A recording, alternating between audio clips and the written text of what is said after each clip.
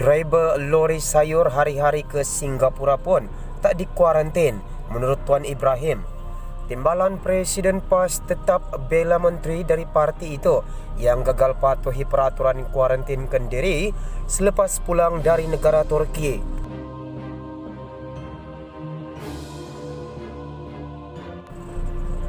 Menurut beliau, pemandu lori yang berulang-alik menghantar sayur ke Singapura pun tidak perlu kuarantin diri, katanya.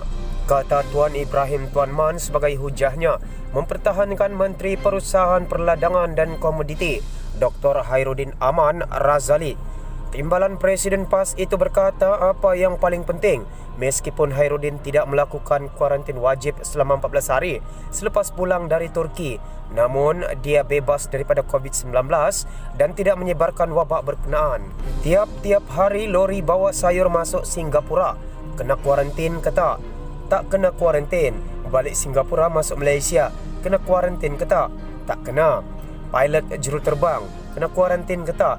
Pilot hak yang bawa kapal terbang masuk negara Nun 14 hari, masuk negara ini 14 hari, tidak kena kuarantin, katanya dalam satu kuliah subuh yang disiarkan secara langsung di Facebooknya semalam. Ia diadakan di Masjid Tok Guru di Pulau Melaka, Kota Baru. Kemarin Kementerian Kesihatan Malaysia KKM mengesahkan Hairudin di kompaun maksimum sebanyak RM1000 kerana tidak melakukan kuarantinkan diri selepas pulang dari luar negara.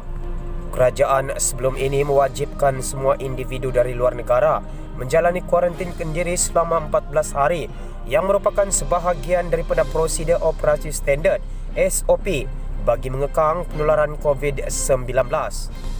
Tak kurung tapi negatif. Hairudin pulang dari Turki pada 7 Julai lalu dan hadir ke Parlimen 6 hari kemudian, iaitu pada 13 Julai. Setakat ini tidak ada kenyataan jelas mengenai lawatan berkenaan, sama ada atas kapasiti rasmi atau peribadi. Kuarantin di pusat kuarantin dikuatkuasakan semula pada 24 Julai. Namun sebelum itu, mereka yang pulang dari luar negara masih perlu menjalani kuarantinkan diri di rumah selama 14 hari. Ulama kanan PAS yang menjadi anggota Parlimen Kuala Nerus itu berkata, ketiga-tiga ujian saringan menunjukkan dia negatif daripada wabak berkenaan. Selain itu, Hairudin juga turut memohon maaf dan mengumumkan untuk menyumbangkan gaji dari Mei hingga Ogos kepada tabung bantuan bencana negara COVID-19 atas rasa bertanggungjawab. Pun begitu, ramai orang termasuk dalam kalangan pemimpin politik berpendapat tindakan yang dikenakan ke atas Hairudin sangat ringan dan dia sepatutnya didakwa di mahkamah. Dan untuk rekod kompaun RM1000 adalah had tertinggi yang diperuntukkan mengikut Akta Pencegahan dan Pengawalan Penyakit Berjangkit 1998. Anggota Majlis Tertinggi UMNO Dr. Puat Zakarsi misalnya beberapa kali mendesak agar Hairudin didakwa di mahkamah. Bagaimanapun, langkah itu dianggap membuka risiko kepada Kerajaan Perikatan Nasional PN kerana kelayakan seorang anggota parlimen akan tergugur jika dikenakan denda RM2000 atau lebih serta penjara ke atas. Ia dirasakan perlu dielakkan oleh PN ketika sokongan yang diberikan kepada Muhyiddin Yassin dianggap sangat longgar ketika ini. Kes membabitkan Hairudin itu juga mendorong ada pihak tertentu memulakan petisyen dalam talian untuk mendesak dia meletak jawatan. Sementara itu, Tuan Ibrahim bagaimanapun meminta orang ramai mematuhi peraturan yang dibuat oleh kerajaan bagi mengekang penularan wabak berkenaan. Dia, Hairudin, balik tak kuarantin, tak kurung diri di rumah, tapi dia tes ujian saringan COVID-19 3 kali. Tak ada negatif COVID-19, katanya lagi. Dalam perkembangan berita yang lain, Astagfirullahalazim, RM6 bilion rundingan terus, Dewan kecoh. Menurut Zafrul, bekas Menteri Kewangan meluluskannya, manakala kata Lim, ia mendapat persetujuan Kabinet.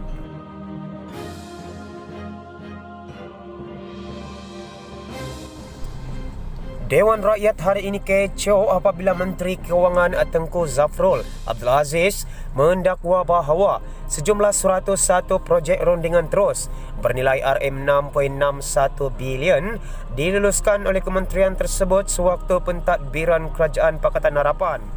Semasa pentadbiran sebelum ini, sejumlah 101 projek ataupun perolehan yang bernilai RM6.61 bilion telah diluluskan secara rundingan terus oleh Kementerian Kewangan, kata Tengku Zafrul ketika penggulungan rang undang-undang langkah-langkah sementara bagi pembiayaan kerajaan penyakit coronavirus 2019 COVID-19 2020 di Dewan Rakyat hari ini. Dewan itu menimbulkan keributan dengan beberapa anggota Parlimen Perikatan Nasional PN menuntut supaya menteri berkenaan untuk menyeraikan semua projek berkenaan. Antara mereka termasuk Abdul Aziz Abdul Rahim BN Baling, Noh Omar BN Tanjung Karang dan Ahmad Maslan BN Pontian. Minta ulang, tak berapa dengar, sindir Ahmad. RM6 bilion, astagfirullahalazim, kata Abdul Aziz. RM6 bilion, 100 lebih projek, temberang betul PH, celah no. Amin Ahmad PH Kangar kemudian bangun dan meminta Tengku Zafrul memberikan senarai penerima projek tersebut. Dewan terus gamat dengan suara tidak puas hati dari pembangkang dan diselangi dengan sindiran daripada barisan kerajaan, terutamanya dari pemimpin UMNO. Bekas Menteri Kewangan Lim Guan Eng PH Bagan kemudian bangun dan berkata bahawa dia terbuka sekiranya Tengku Zafrul memberitahu senarai penerima. Tender-tender yang diberikan bukan secara tender terbuka. Kita lihat jumlah yang diberikan secara tender terbuka jauh lebih besar dan ini tertakluk kepada syarat-syarat, katanya.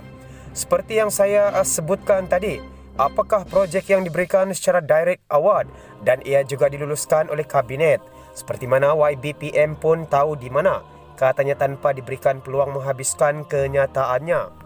Ketua Pembangkang Anwar Ibrahim PH dari Port Dickson kemudian bangun mempertahankan Lim dengan bersetuju supaya senarai tersebut diumumkan. Saya setuju supaya semua senarai kontrak tanpa tender dihebahkan kepada awam dan semasa PH atau semasa PN, kata Anwar. Abdul Aziz kemudian mencela, kita nak tahu PH punya senarai sebab PH tuduh kami UMNO pencuri, kami semua perompak.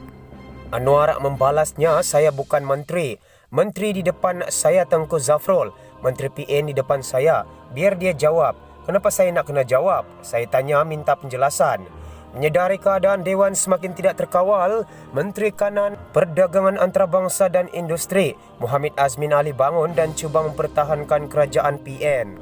Menurutnya, ini perkara yang dibangkitkan oleh Port Dickson, Anwar, yang kita menteri-menteri sepatutnya menjawab. Kita ada Menteri Kewangan memberikan butiran bukti yang jelas bahawa di zaman PH pun berlaku perkara yang sama. Jumlahnya RM6 bilion dan tidak betul YB Bagan Lim kata tahu mana ada pembentangan senarai, katanya. Kenyataan Azmin itu mengundang perasaan tidak puas hati terhadap beberapa anggota Parlimen Pembangkang yang mengingatkannya bahawa dia merupakan salah seorang menteri ketika pentadbiran PH. Antara yang bangkit adalah Nge Koham PH Bruas. Nge senada dengan barisan pembangkang lain yang menuntut penjelasan senarai tersebut meskipun dalam keadaan di Dewan semakin tidak terkawal. Selang beberapa minit, Speaker Dewan Rakyat Azhar Hazizan Harun memberi amaran kepada semua ahli parlimen yang membazir masa akan diusir dari Dewan. Saya beri amaran kepada semua, siapa yang buang masa saya akan usir dari Dewan. YB Bruas keluar, katanya selepas memberi 3 kali amaran. Ngeh diarah keluar dari Dewan Rakyat selama 1 hari. Sementara itu pemimpin DAP berkenaan selepas dihalau dari Dewan Rakyat mengingatkan speaker supaya tidak mengekang suara ahli parlimen. Jelasnya Dewan Rakyat merupakan tempat suara hak rakyat paling mutlak dan Perdana Menteri serta timbalan wajar menjawab persoalan setiap anggota parlimen. Saya nak ingatkan speaker yang Dewan Rakyat bukan Dewan Kanggero. Dewan Rakyat ini tempat hak suara rakyat paling mutlak. Malah Perdana Menteri dan timbalan perlu jawab kepada kami, anggota parlimen yang mewakili rakyat, katanya pada sidang media di lobi parlimen hari ini. Ia juga mengingatkan speaker supaya hanya menjalankan tugas mempengerusikan Dewan Rakyat dan tidak mengekang hak anggota parlimen yang mewakili rakyat. Semua sumber berita telah dipetik dari Malaysia Kini Online. Jangan lupa like dan subscribe channel ini. Anda juga digalakkan untuk mengongsikan video ini ke akaun media sosial anda seperti WhatsApp dan juga Facebook. Terima kasih.